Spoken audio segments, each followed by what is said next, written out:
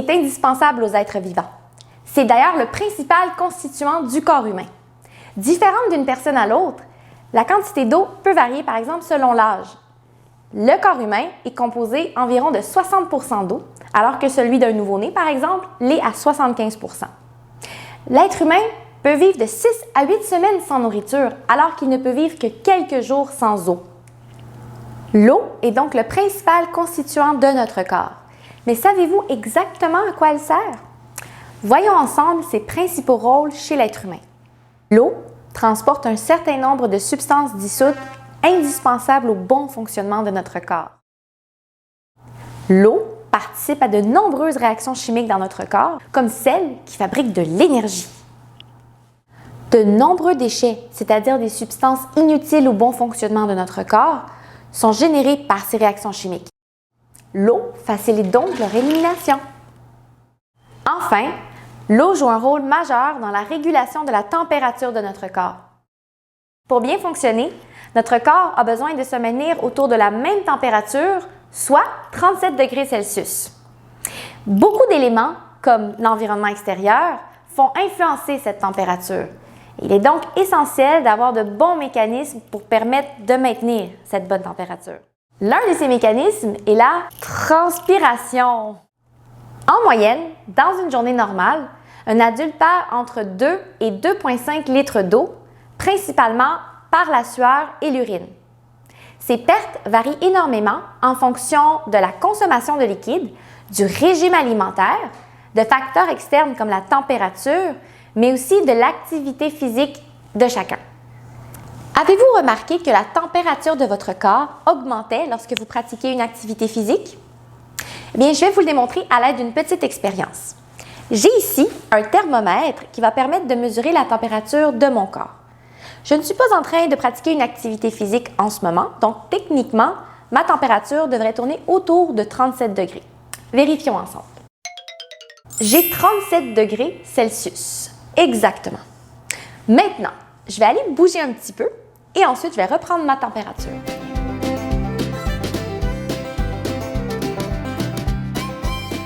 Ouf! Ben dis donc, j'ai bien bougé et surtout, j'ai bien chaud. Vérifions maintenant la température de mon corps. Oh, 37,6, soit 0,6 degrés de plus que tout à l'heure.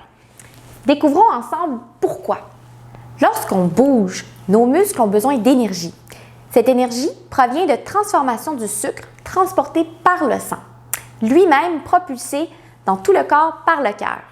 Cette transformation produit beaucoup de chaleur, ce qui augmente la température de notre corps.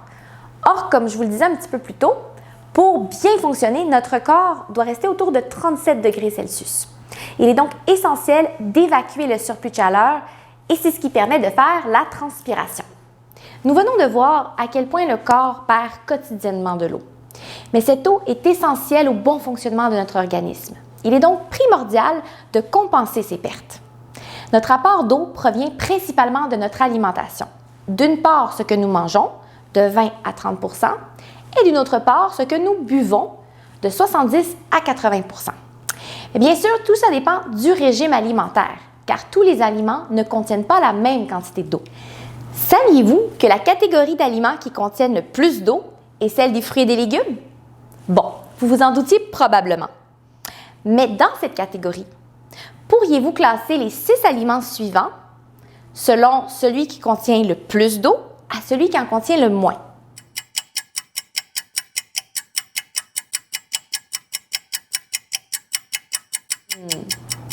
Avez-vous trouvé? Bon, tout d'abord, on a le concombre avec 97 % d'eau. Ensuite, le radis, puis les champignons, l'aubergine, la fraise et finalement le citron. Le manque d'eau peut avoir de nombreuses conséquences sur notre corps, notamment chez les sportifs. Et oui, plus la perte d'eau est importante, plus les capacités physiques diminuent. Ainsi, des athlètes déshydratés verront leur performance diminuer et à terme, ça pourrait entraîner des conséquences sur leur santé. En conclusion, que vous soyez très actif ou peu, il est bien important de rester hydraté tout au long de la journée. Voici donc quelques astuces que je vous propose pour vous aider à boire régulièrement tout au long de la journée. Tout d'abord, pour vos collations, mangez des fruits et des légumes riches en eau. Ensuite, si vous voulez donner du goût à votre eau, vous pouvez y rajouter des fruits, des légumes ou même des herbes, par exemple. Programmez des rappels sur votre téléphone cellulaire pour vous rappeler de bien boire et ayez toujours sur vous une gourde d'eau réutilisable. Et puis en plus, si elle est rigolote, c'est tant mieux. Et vous, avez-vous des idées à nous suggérer pour intégrer cette importante routine à votre quotidien?